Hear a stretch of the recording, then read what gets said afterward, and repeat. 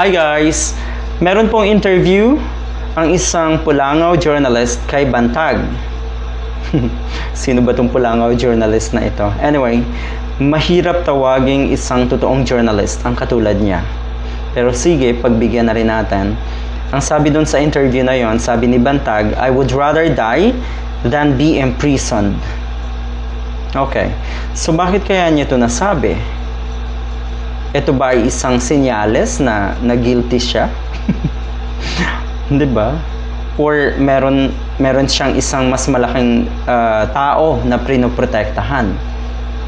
Kasi kung kulong lang ay talagang mahabang proseso, makokonsensya pa etong si Bantag at posible nga po na kumanta pa kung sino talaga ang mastermind. Dahil para sa akin, one of those masterminds lang po etong si Bantag. Okay, para sa akin, yun yung nakikita natin. So, talagang may mas malaki pang isda dyan. Alright. Naisip din siguro ni Bantag yung kanyang mga pinagagagawa sa bilibid. Dahil nga naman, pag siya ay nakakulong na doon, ay posibleng mangyari rin sa kanya kung paano or anong drama ang ginawa nila doon sa pagpatay nga sa tinatawag nilang middleman.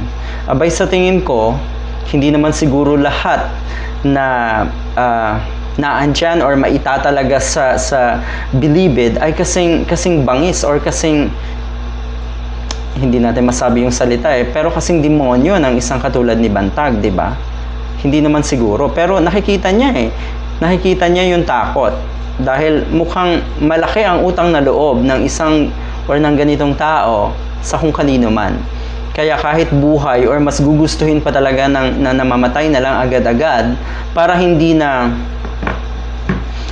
lumabas yung totoo. Ganun na ganun Nakikita natin yung malaking utang na loob Alright, sabi ng kapatid ni Kapersi, kung gusto niyo pong lumabas yung katotohanan, kayo po ay lumutang na total. Nakapagsalita naman siya sa publiko, sa radyo, sa mga nakaraang araw. It's about time to face the music.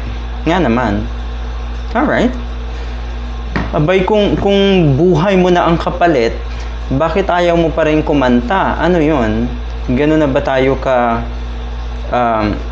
or wala na ba talaga tayong pagpapahalaga sa sarili natin? Dahil ang iniisip nyo na lang ay kung paano nyo mai-impress yung inyong mga sinandalan sa mahabang panahon?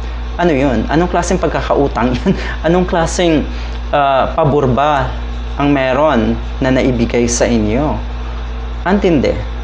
Well, anyway, yun lang. Yun naman po ay opinion natin. So, sa tingin ko, ulit-ulitin ko, isa lang si Bantag sa mga masterminds.